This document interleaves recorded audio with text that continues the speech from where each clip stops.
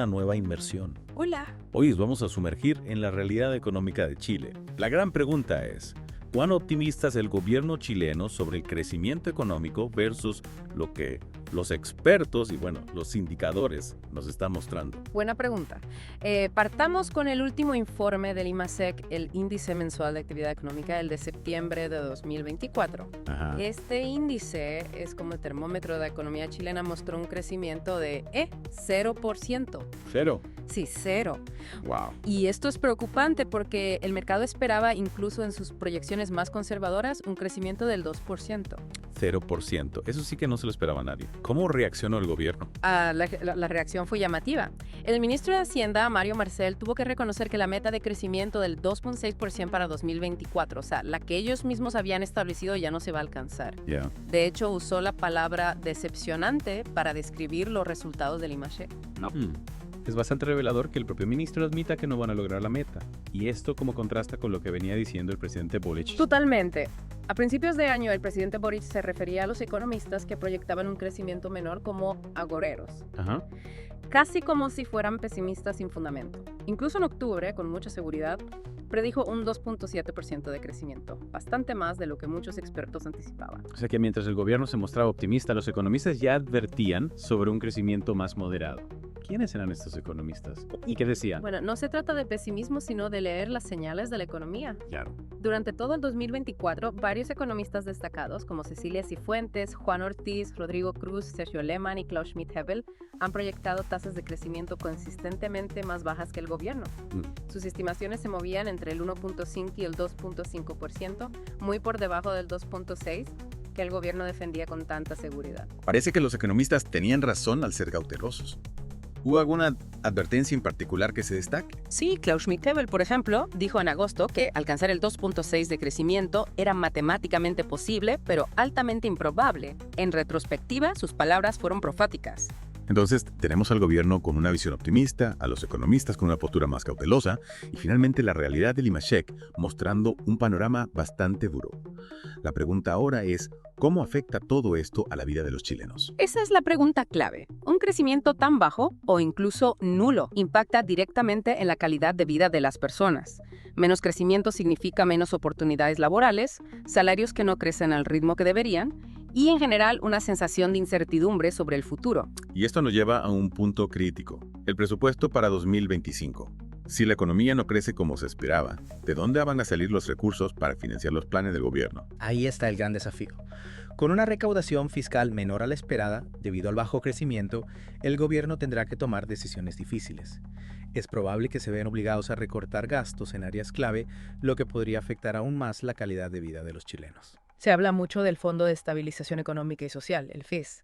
¿Podría este fondo ser la solución a los problemas presupuestarios del gobierno? El FES es como un colchón para la economía chilena, un fondo creado para momentos de crisis. El gobierno podría usarlo para cubrir el déficit fiscal, sí, pero... Pero, ¿hay algún riesgo en usar el FES de esa manera? Exacto. El FES tiene recursos limitados y usarlo para cubrir un déficit que podría ser crónico no es la mejor estrategia. Sería como usar los ahorros para pagar las cuentas del mes. A largo plazo nos dejaría más vulnerables ante futuras crisis. Entiendo. Usar el FES sería una solución a corto plazo que podría traernos problemas más adelante. Y en este panorama, ¿cuál es la postura del gobierno respecto al sector privado? ¿Lo ven como un aliado o como parte del problema? Esa es una pregunta que ha generado mucha controversia. Al principio de su mandato, se percibía al gobierno como poco amigable hacia el sector privado, con un discurso que algunos tildaban de antiempresarial. ¿Y esa percepción ha tenido alguna consecuencia? El economista Joseph Ramos, por ejemplo, ha dicho que esa percepción, real o no, generó desconfianza en los inversionistas, lo que a su vez ha afectado el crecimiento. Es decir, si los inversionistas no confían en el gobierno, no invierten y la economía no crece. Un círculo vicioso. Exacto. Y aunque en los últimos meses el gobierno ha intentado mejorar su relación con el sector privado, con iniciativas como el proyecto de permisología para simplificar la inversión, aún está por verse si estas medidas serán suficientes para revertir la tendencia actual. Entonces tenemos un panorama bastante complejo. Un gobierno que se mostraba optimista, economistas que advertían sobre un escenario más complejo y una realidad que, al menos por ahora, les da la razón. Así es. Sigamos con nuestra conversación. Es crucial recordar que el crecimiento económico no es solo un número en un informe. tiene un impacto real y tangible en la vida de todos los chilenos. Totalmente. Y cuando ese crecimiento se estanca, como lo vimos con el último IMASHEC, ese impacto se siente en el día a día. Claro. Pensemos en el empleo. Ajá. Un crecimiento débil se traduce en menos inversión, menos empresas nuevas y por lo tanto menos oportunidades de trabajo. Ujú. Esto inevitablemente lleva a un aumento del desempleo y a la precarización laboral. Ya. Y quienes logran mantener sus empleos tampoco la tienen fácil, ¿no? No, para nada. Con una economía que no crece es difícil que los salarios aumenten significativamente. Claro. Esto significa que el poder adquisitivo de las familias se ve afectado. Muchas veces tienen que hacer malabares para llegar a fin de mes. Es decir, la falta de crecimiento golpea por partida doble. Menos trabajos y salarios que no alcanzan. Así es. Y esto, a su vez, genera un clima de incertidumbre y descontento social que puede afectar la estabilidad del país. Y hablando de estabilidad, no podemos olvidar el impacto del bajo crecimiento en las finanzas públicas. Si la economía no crece, la recaudación fiscal también se ve afectada. Por supuesto. Menos crecimiento implica menos actividad económica, menos empresas que pagan impuestos y, en definitiva, menos recursos para el Estado. Lo que nos lleva de nuevo al tema del presupuesto. ¿Cómo se supone que el gobierno va a financiar sus programas sociales, la educación, la salud, si no tiene los recursos suficientes? Esa es la gran pregunta.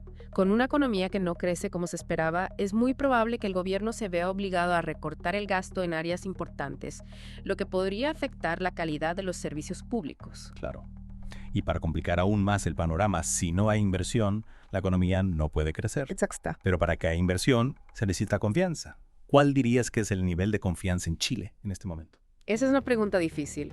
Como mencionamos antes, al principio el gobierno no proyectó la imagen más amigable hacia el sector privado. Y eso, sin duda, ha afectado la confianza de los inversionistas. Claro, pero el gobierno ha intentado cambiar esa percepción con algunas medidas, como el proyecto de permisología, para agilizar los trámites de inversión. ¿Crees que esas medidas han sido suficientes? Es pronto para saberlo. La confianza no se recupera de la noche a la mañana. Se necesita tiempo, señales claras y sobre todo un ambiente político y económico estable. Y hablando de estabilidad, volviendo al Fondo de Estabilización Económica y Social, el FES, ¿crees que el gobierno debería usar ese fondo para enfrentar la situación actual? Como dijimos, el FES es un fondo para emergencias. Usarlo para cubrir un déficit que podría ser crónico no sería una decisión inteligente. Sería como usar los ahorros de toda una vida para pagar las cuentas de un mes. Una solución a corto plazo que podría agravar los problemas a largo plazo. Exactamente. Lo ideal sería que el gobierno implementara medidas para reactivar la economía y generar más ingresos, en lugar de depender de un fondo de emergencia. ¿Y qué tipo de medidas podrían ser esas? ¿Qué se puede hacer para que la economía chilena vuelva a crecer a un ritmo que permita mejorar la calidad de vida de las personas? Esa es la pregunta del millón, y no hay una respuesta única. Algunos economistas proponen reducir la burocracia y simplificar el sistema tributario para atraer más inversión.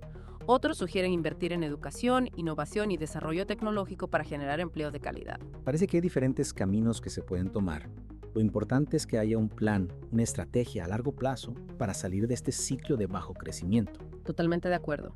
Y esa estrategia debe ser el resultado de un diálogo amplio y participativo que involucre a todos los sectores de la sociedad. Un diálogo que seguramente será intenso y complejo, pero absolutamente necesario para construir un futuro más próspero para Chile. En la tercera parte de nuestra inversión profundizaremos en la visión del gobierno sobre el sector privado y cómo ésta puede afectar el camino a seguir.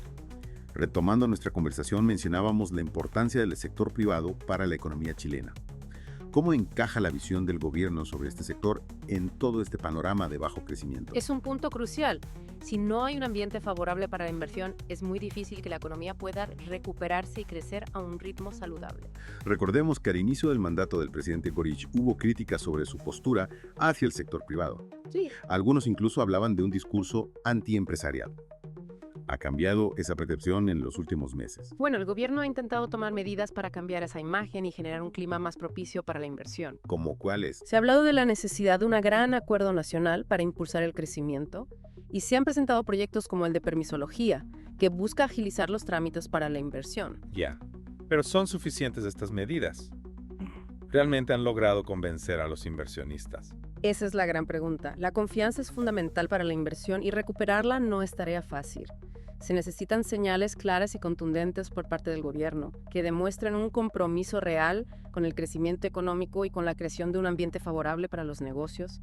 Acciones, no solo palabras. Y en este contexto, Volviendo al tema del Fondo de Estabilización Económica y Social, el FES, ¿crees que es una opción viable para el gobierno en este momento? El FES fue creado para situaciones de emergencia, para estabilizar la economía en momentos críticos. Usarlo para cubrir un déficit estructural como el que podría enfrentar el país si la economía no crece sería un grave error. Sería como usar los ahorros de toda la vida para pagar las cuentas del mes. Exacto. Una solución cortoplacista que solo agravaría los problemas a largo plazo. Exactamente. El FES es un colchón que debemos cuidar para poder utilizarlo en caso de una verdadera crisis. No podemos despilfarrarlo en gastos corrientes. Entonces, ¿qué opciones le quedan al gobierno? ¿Cómo puede salir de este escenario de bajo crecimiento y asegurar un futuro más próspero para Chile? No hay respuestas fáciles. Lo que sí está claro es que se necesita un cambio de rumbo, un golpe de timón que permita recuperar la confianza, impulsar la inversión y generar un crecimiento sostenido y sustentable. ¿Y ese cambio de rumbo, de dónde debería venir? ¿Quién debería liderarlo? El liderazgo debe ser compartido. Ajá. Se necesita un diálogo franco y sincero entre el gobierno, el sector privado, los trabajadores y la sociedad civil en su conjunto. Un diálogo que permita construir un proyecto de país compartido, basado en el consenso y en la búsqueda del bien común. Un diálogo que sin duda será complejo, pero imprescindible para superar los desafíos que enfrenta Chile en la actualidad. Totalmente. Y ese diálogo debe estar orientado a encontrar soluciones concretas y realistas, que permitan mejorar la calidad de vida de todos los chilenos. Bueno, nos queda mucho por analizar y reflexionar después de esta inmersión en la realidad económica de Chile. Un país con un enorme potencial, pero que enfrenta desafíos importantes para lograr un crecimiento sostenido y un desarrollo inclusivo. Sin duda. Muchas gracias por acompañarnos en este viaje a través de la economía chilena. Esperamos que esta información les sea útil para comprender mejor la realidad del país y para participar en el debate sobre su futuro. Un placer. Hasta la próxima.